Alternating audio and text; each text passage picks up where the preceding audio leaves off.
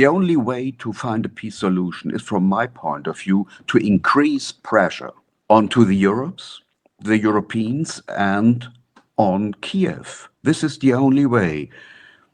I would think about the Trump administration has to stop financial and military aid for Kiev, and then you will find a way to peace. The problem of that is Putin's troops will push forward, and they will have an easy game if the Americans stop the help for Ukraine. So it's a difficult situation for the Trump administration to bring both sides into the boat. It's very difficult. So I think this is one of the most difficult peace processes we ever had. It will be much harder than to find a peace solution for the Vietnam War. And this took years.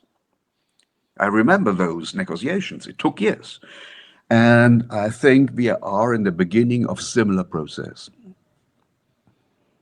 And I couldn't agree with you more. And because right now, I mean, Trump is looking to get this done quick, but there's the gap between the two sides is so big. I mean, it's you have Zelensky on the one hand. You mentioned that President Trump should put pressure on Zelensky and on the Europeans to come closer to the Russian side. He doesn't have much leverage on the Russian side, and I want to explain why.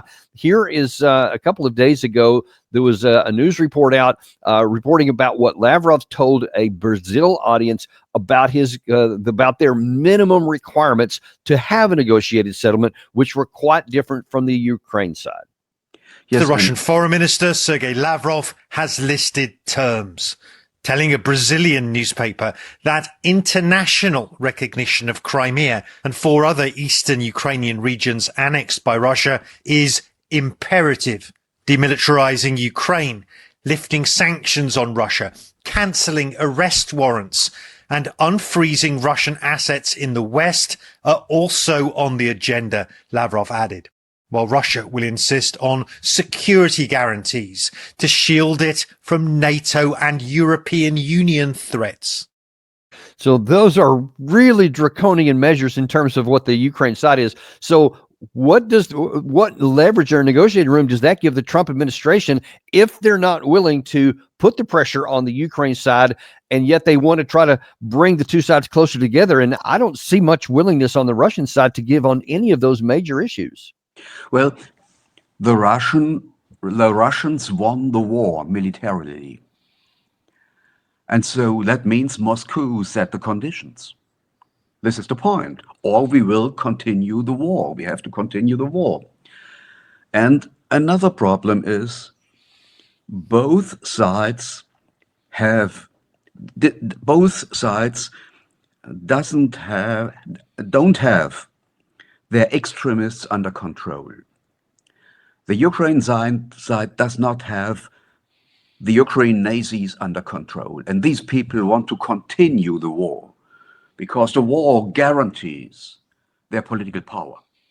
And on the other hand, well, I discussed often with people in the Donbas, and often I heard voices like that. On the other side of the Dnieper River, on the western side of the Dnieper River, there are living a lot of relatives of mine. And I want to see them liberated by Russian troops as well. So many people in Donbas thinks Putin is too harmless.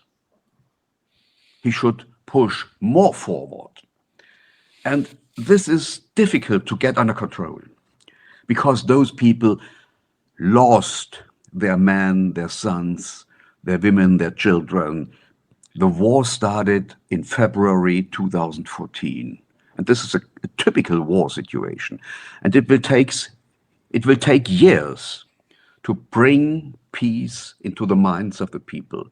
So on the Russian side, you have a lot of people who think we should go forward more aggressive. We should conquer more territories of Ukraine.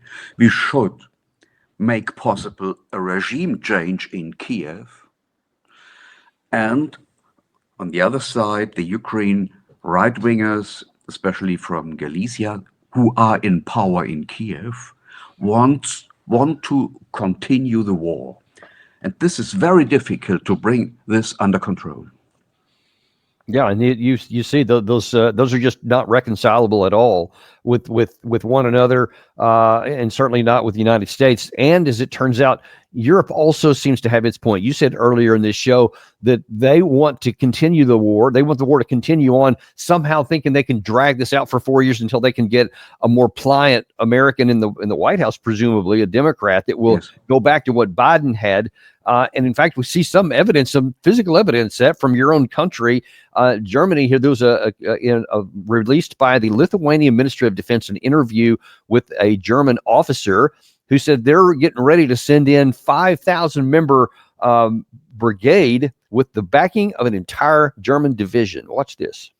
Yes. We have a clear mission as the German brigade, as the Panzerbrigade 45, the Armored Brigade 45 here in Lithuania. And that is the defense of Lithuania, defense of NATO territory. And we are not doing it alone as a German brigade. There's an entire German division behind, which is really allocated for the defense of this very region here in the Baltics, here in Lithuania. And that's very, I would say, reassuring. We are really taking it very seriously from the German side, and I'm sure, but also the other allies are really taking that seriously.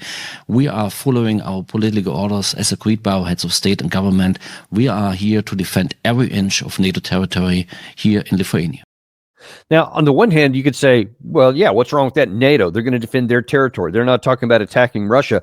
But on the other hand, you're talking about a more forward deployment of combat power from a different European nation into Lithuania on the border of Russia. How will that impact what the Russians do?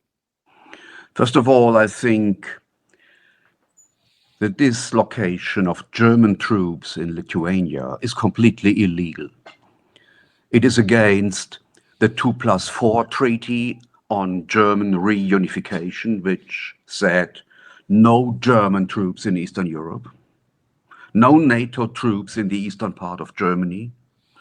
And this is a violation of the NATO-Russian treaty, which said the same. And from the Russian side, this is a pure provocation, which will result in a Russian answer. And that's the problem. And if you make a timeline for the last 30 years, you will see step by step that Moscow only reacted on Western provocations. And this is, from my point of view, German troops in Lithuania, completely senseless, because the Russians went back to the borders of their own country. They gave up their empire after the breaking down of the Soviet Union, and they don't want to get the Baltic states back. In Germany, in Poland, in the Baltic states, the Russians will not find anything they need. They have all in their own country. They don't need more territory. They have all minerals they need. So this is not an aggressive country. The problem is the NATO expansion to the east. That's the point. And this is something Western politicians won't see. Yeah, and you know, and then it gets even more messy than that. There's no.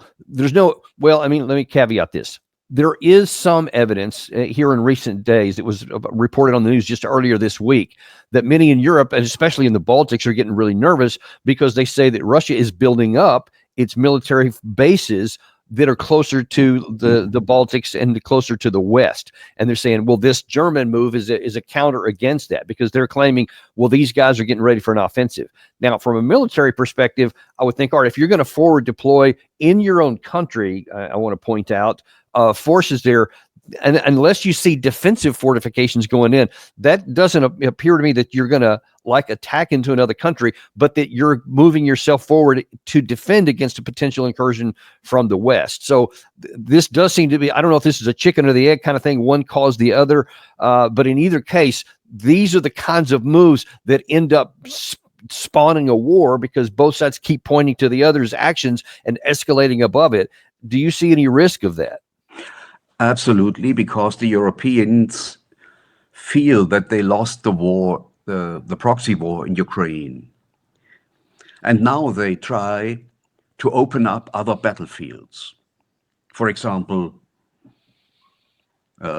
tank vessels were hijacked in the Baltic Sea for no reason. It's against international law, it's against sea law, but the European countries do. And this is a further provocation.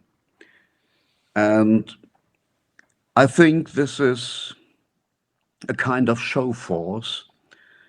I think some hypersonic missiles would be enough to destroy the German troops in Lithuania.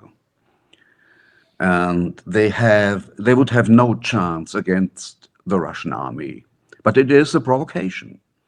And they want to set Russians under pressure this way, hoping that Russia will attack the Baltic states. And then they have a reason to get into new wars because investment funds and the financial industry will be the winner of the peace process and the winner of the war.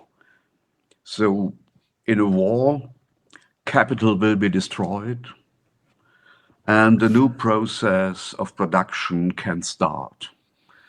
So the financial industry will win anymore. And this is a way to surround the capitalistic crisis which we have.